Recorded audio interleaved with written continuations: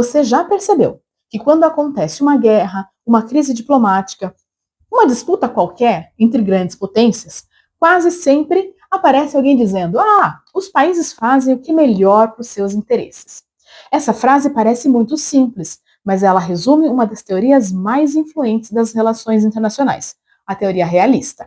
E se eu te disser que muitas das decisões tomadas por países como Estados Unidos, Rússia, China e até o Brasil podem ser explicadas por essa teoria que foi criada há séculos?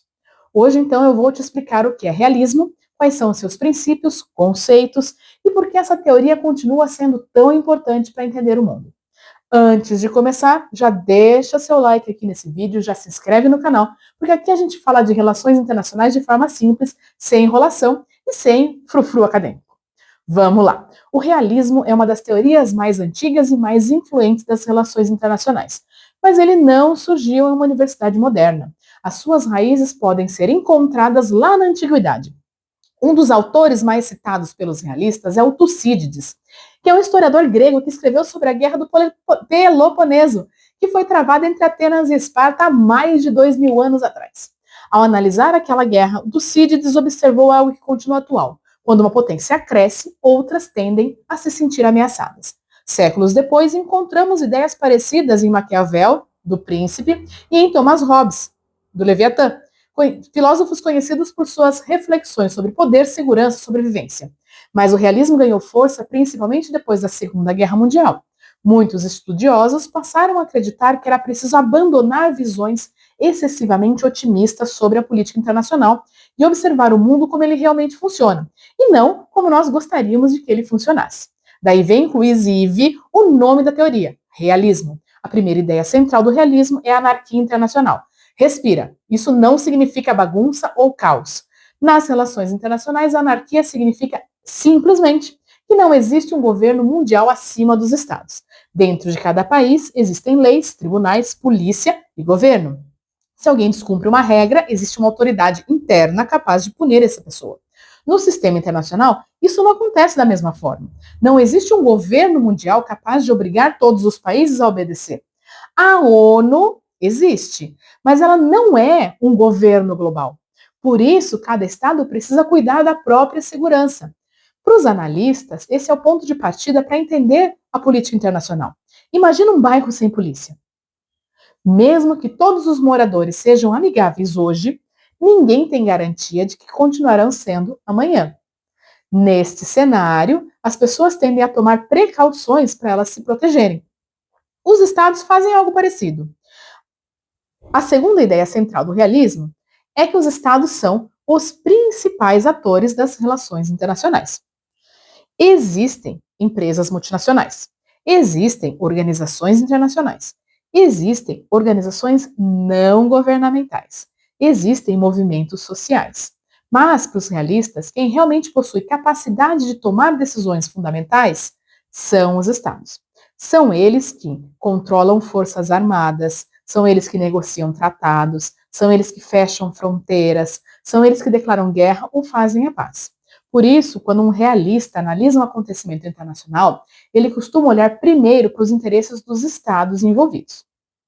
A terceira ideia central é o poder. Se existe uma palavra que resume o realismo, provavelmente é poder.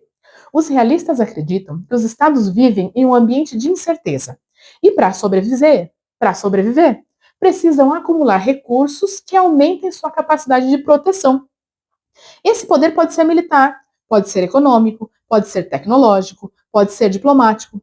Quanto mais poder um Estado possui, maiores são as suas chances de defender os seus interesses. Por isso, o equilíbrio de poder é um tema tão importante para os realistas. Eles observam constantemente quais países estão crescendo, quais estão perdendo influência e como isso altera aí a dinâmica internacional. E aqui chegamos a um dos conceitos mais interessantes da teoria, o dilema da segurança. Imagina que um país decide aumentar o seu exército. Talvez ele faça isso apenas para se defender, mas os seus vizinhos não conseguem ter certeza das reais intenções por trás dessa decisão. Então eles pensam: se esse meu vizinho está se preparando para nos atacar, o que é que eu faço? Como resposta, também fortalecem as suas forças armadas. O primeiro país, aquele que começou tudo, observa essa reação e conclui: eles estão se armando, talvez representem uma ameaça. Então ele aumenta ainda mais a sua capacidade militar. Parece um jogo de war, né? Você percebeu o problema? Nenhum dos dois necessariamente queria iniciar uma guerra, mas a desconfiança levou os dois a aumentarem os seus armamentos. Esse processo ajuda a explicar diversas rivalidades internacionais. Aliás, se você prestar atenção no cenário atual, pode ver vários exemplos dessa lógica. Pensa aí na relação entre Estados Unidos e China. Os Estados Unidos observam o crescimento econômico e militar da China. A China observa a presença militar americana na região ali Ásia-Pacífico. Cada lado afirma que está defendendo seus interesses e a sua segurança, mas cada movimento gera preocupação do outro lado. Para um realista, esse tipo de comportamento não é completamente anormal. É exatamente aquilo que se espera de um sistema internacional anárquico. Agora, uma informação, uma observação importante. O realismo não diz que os países são maus. Muita gente interpreta a teoria dessa forma, mas não é exatamente assim. O realismo não é uma teoria sobre moralidade, especialmente o neorrealismo. Ele não está dizendo como os Estados Unidos deveriam agir. Ele está tentando explicar como isso frequentemente acontece, como os estados agem. Essa diferença é fundamental. O objetivo do realismo é descrever e analisar a política internacional e não julgá-la. Para isso a gente tem gato, né, olhando para a gente. Mas é claro que o realismo também recebe crítica. Muitos autores argumentam que ele presta atenção demais no conflito e no poder. Os liberais, por exemplo, destacam a importância da cooperação internacional. Eles lembram que os países também criam instituições, assinam acordos e desenvolvem relações de benefício mútuo. Já os construtivistas afirmam que as ideias, identidades e valores também influenciam profundamente o comportamento dos Estados. Ou seja, o realismo é extremamente importante, mas não é a única forma de enxergar o mundo.